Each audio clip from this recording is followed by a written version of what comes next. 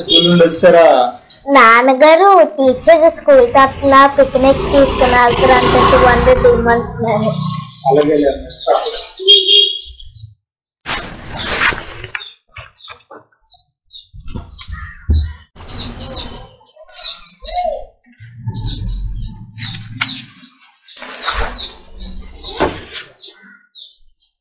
నాన్నగారు teacher second term fee కట్టమని అడిగారు. అలాగేనమ్మా.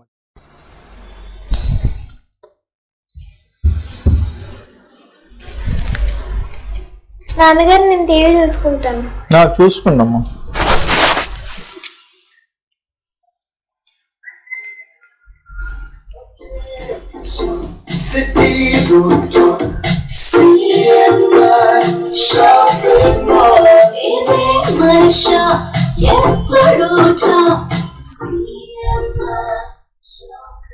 నాన్నగారు సంక్రాంతి పండుగ వస్తుంది కదా, మన అందరికి బట్టలు ఎప్పుడు తీసుకుంటారు?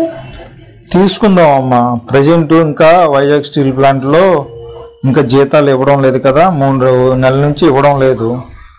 మరి పండగకి ఏమైనా ఇస్తారేమో చూద్దాం. ఒకవేళ ఇస్తే మన పండగకి అందరం బట్టలు తీసుకుని పండగ అది బాగా జరుపుకుందాం. ఓకేనా? ప్రతిసారి కూర్చోబెట్టి మేము డిపెండ్ చేసుకోలేము. ఇది ప్రతి సగటు హిందూ తాలూకు ధర్మం.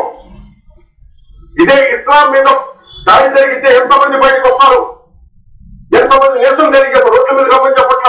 కలిసి మీకు కోపం కూడా రాకపోతే మేము ఏం చేస్తాం? గుడికి వెళ్ళే ప్రతి హిందూ బాధ్యత కాదా ఇది? నా ఒక్కరి బాధ్యతేనా? మా బాధ్యతేనా? మీ కాదా? ధర్మాన్ని పరిరక్షించడానికి మీ బాధ్యత కాదా? హిందువులమే కదా. అవునమ్మా.